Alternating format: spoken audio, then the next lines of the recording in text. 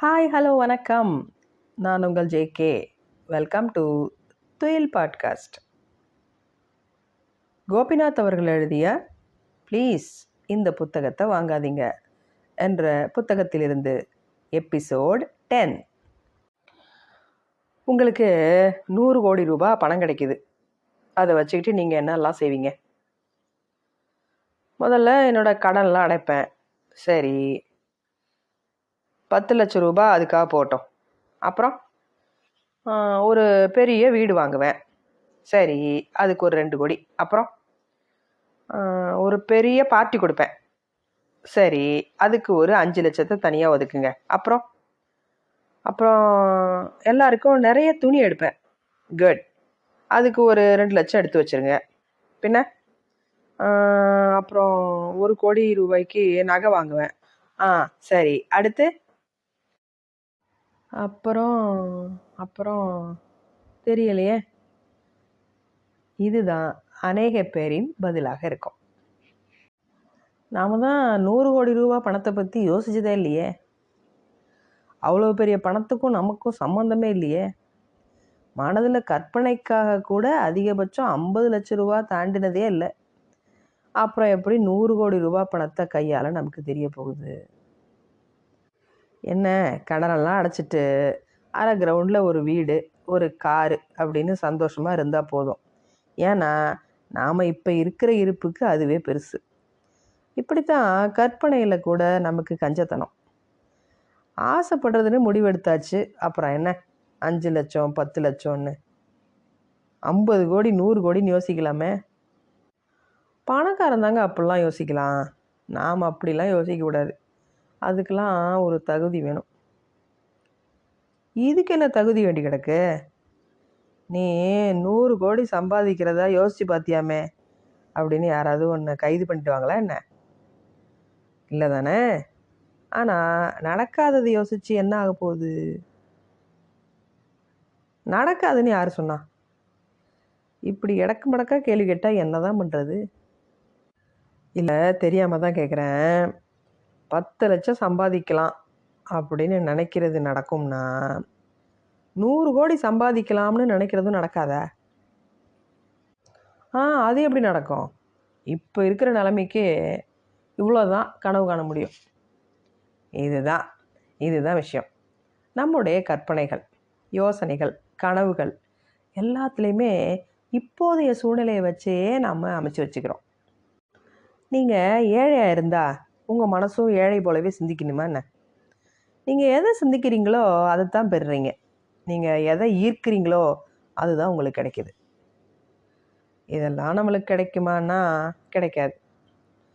இது எனக்கு கிடைக்கும் அப்படின்னு நீங்கள் நம்பினா அது உங்களுக்கு கிடைக்கும். இது எப்படி சாத்தியம் அப்படின்னா, சாத்தியம்னு தான் சொல்கிறாங்க சம்மந்தப்பட்ட வல்லுநர்கள். ஏழையாகவே இருக்கிறதுக்கும் பணக்காரன் இன்னும் பணக்காரன் ஆகிறதுக்கும் இதுதான் காரணம்னு அவங்க சொல்கிறாங்க. என்னையா இது புது கதையாக இருக்குது அப்படிங்கிறீங்களா? உங்கள் சிந்தனையில் எதை ஈர்க்கிறீங்களோ அதுதான் உங்களுக்கு கிடைக்கிது. சில பேர் அடிக்கடி இடிச்சுக்குவாங்க. எங்கேயாவது எனக்கு அடிபட்டுக்கிட்டே இருக்கும் அப்படின்னு சொல்லுவாங்க. அவங்களுக்கு அப்படியே நடக்கும். நிலப்படி இடிக்கும், கருங்கல் இடரும், ஃபேனில் விரல் மாட்டோம், காலில் சுடுநீர் கொட்டும். இப்படி அத்தனையுமே ஒருவருக்கு மட்டும் ஏன் நடக்குது? எனக்கு அடிபட்டுக்கிட்டே இருக்கும் அப்படிங்கிற அவருடைய ஆழ்ந்த நம்பிக்கையை தான் இதற்கு காரணம். நேர்மறை சிந்தனையாக இருந்தாலும் சரி, எதிர்மறை சிந்தனையாக இருந்தாலும் சரி, நீங்கள் எதை தீவிரமாக நம்புறீங்களோ அதுதான் நடக்கும். இது மந்திர மாயாஜாலம்லாம் இல்லை. சரி, அந்த 100 கோடி ரூபா மேட்ருக்கு வருவோம். நீங்கள் ஏழையாக பெரிய சொத்து சுகம் இல்லாதவராக இருக்கலாம். ஆனால் உங்கள் மனசை ஏன் நீங்கள் ஏழையாக வச்சுருக்கணும்? மனசு ஏழையாக இருந்துச்சுன்னா அது ஏழையாக தான் சிந்திக்கும். குறுக்கி போய் உட்காந்துக்கும். 5க்கும் 10க்கும் தான் ஆசைப்படும். நான் ஏழை அப்படிங்கிற எண்ணம் மனசு 4 பேரை அணுக பயப்படும். அவங்க முன்னால் நாம் எப்படி பேசுறதுன்னு தடை போடும். கோடீஸ்வர மனசு உயர்வாக சிந்திக்கும், விஸ்தாரமாக யோசிக்கும். அப்படி யோசிக்கிற மனசு அந்த மனதை வைத்திருப்பவரையும் அந்த இலக்கை நோக்கி இயங்க வைக்கும். நீங்கள் யாரெல்லாம் பார்த்து கொடுத்து வச்சவங்கப்பா அப்படின்னு பெருமூச்சு விடுறீங்களோ அவங்க எல்லாருமே பணக்கார மனசுக்காரர்கள். தங்களோட தற்போதைய சூழ்நிலைக்கு ஏற்ப கனவுகளை சுருக்கி கொள்ளாதவங்க. 10க்கு 10 வீட்டில் வாழ்ந்தாலும் பங்களா மனசு அவங்களுக்கெல்லாம். 3 வேளை சோத்துக்கே திண்டாட்டம். அப்புறம் எங்கிட்டு கோடீஸ்வரம் மாதிரி சிந்திக்கிறது. நாம் ஏழைன்னா மனசு ஏழை தானே அப்படின்னு நீங்கள் சொல்லலாம். இது ஒரு பயிற்சி தான். மனதை பணக்காரனாக வைத்துக்கொள்கிற ஒரு பயிற்சி. இந்த உலகத்தோட மிகப்பெரிய பணக்காரர்கள் எல்லாமே நம்ப முடியாத அளவுக்கு வறுமையான நிலையில இருந்து மிகப்பெரிய மனிதர்களானவர்கள் தான். மனசை பணக்காரராக வைத்துக்கொள்ளணும் அப்படிங்கிறது வெறும் பணம் சார்ந்த விஷயம் மட்டுமல்ல. உயர்வாகவும் எண்ணங்களில் ஏழ்மை இல்லாமலும் மனசை வச்சுக்கிறது. எனக்கு வாச்சது இவ்வளவுதான் அப்படின்னு நொந்து கொள்ளாமல் இருக்கிறது. நான் துரதிர்ஷ்ட கேட்ட என்று பஞ்சப்பாட்டு பாடாமல் இருக்கிறது. உங்கள் சிந்தனைகள் எதை ஈர்க்கிறதோ அதுவாகத்தான் நீங்கள் ஆகிறீர்கள். இது பிரபஞ்சத்தோட நியதி. நான் சின்ன பிள்ளையா இருந்தப்போ ஒரு மளிகை கடைக்காரரை எனக்கு ரொம்ப பிடிக்கும். எனக்கு மட்டும் இல்லை, எல்லாருக்குமே ரொம்ப பிடிக்கும். அது ஒரு சின்ன கடை. உள்ள அவர் நிற்கிறதுக்கு மட்டும்தான் இடம் இருக்கும். கடைக்கு பின்னாடி சின்ன வாடகை வீட்டில் அவர் இருந்தார். அந்த கடையில் கிடைக்கிற அந்த சொற்ப வருமானத்தை வச்சு தான் அவர் குடும்பம் ஜீவனம் பண்ணணும். அவரை சுற்றி ஏழ்மை நிலை இருந்தாலும் மனுஷன் அத்தனை திருத்தமாக நேர்த்தியாக இருப்பார்.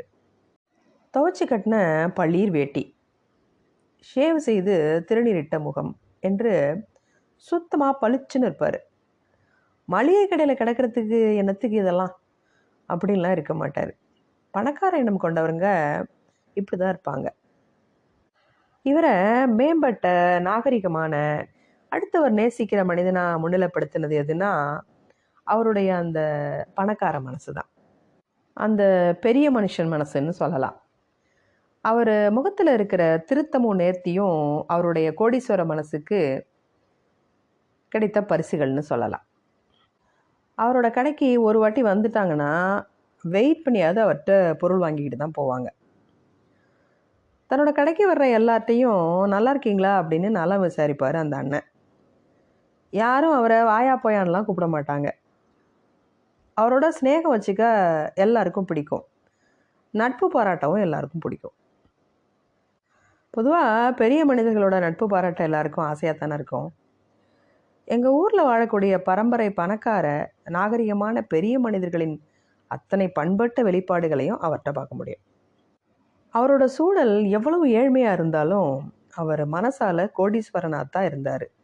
இதோ இன்னைக்கு வாடகைக்கு இருந்த சின்ன கடை மட்டும் இல்லைங்க, அந்த ஒட்டுமொத்த கட்டிடமே அவரோடது தான். மனசால மட்டும் இல்லை, வெளியிலும் இப்போ அவர் கோடீஸ்வரர். பணம் வந்தால் எல்லாரும் பளிச்சுன்னு மாறிடுவாங்க அப்படின்லாம் சொல்லுவாங்க. அவர்கிட்ட இப்போ எந்த மாற்றமும் இல்லை.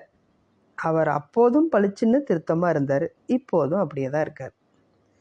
அவருடைய கோடீஸ்வர மனசு அவரை பெரும் கோடீஸ்வரனாக ஆக்கிடுச்சு.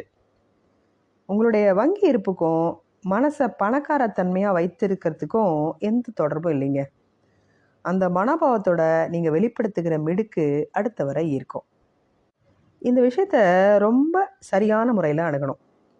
பணக்காரத்தன்மைங்கிறது வெறும் பணத்தை மட்டும் வச்சு சொல்கிறதில்ல.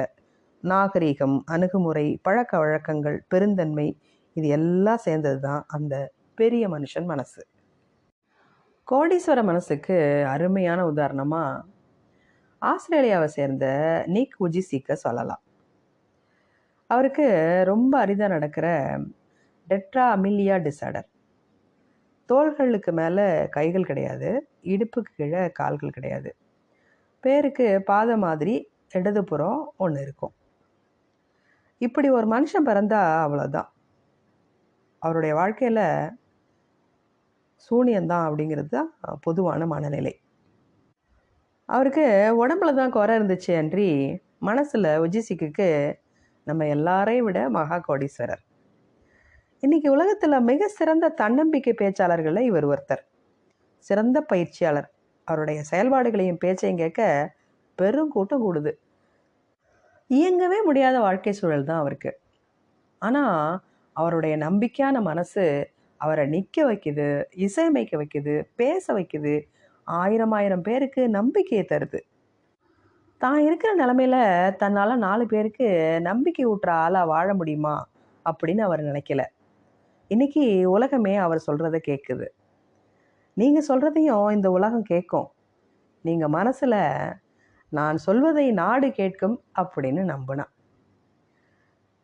இன்னைக்கு பெரும் கோடீஸ்வரர்களா, அதிகாரத்தை கையில் வச்சிருக்கிறவங்களா, மக்களோட அபிமானத்தை பெற்றவர்களா இருக்கிற எல்லாருமே முதல்ல மனதளவில் கோடீஸ்வரர்களாக இருந்திருக்கிறாங்க.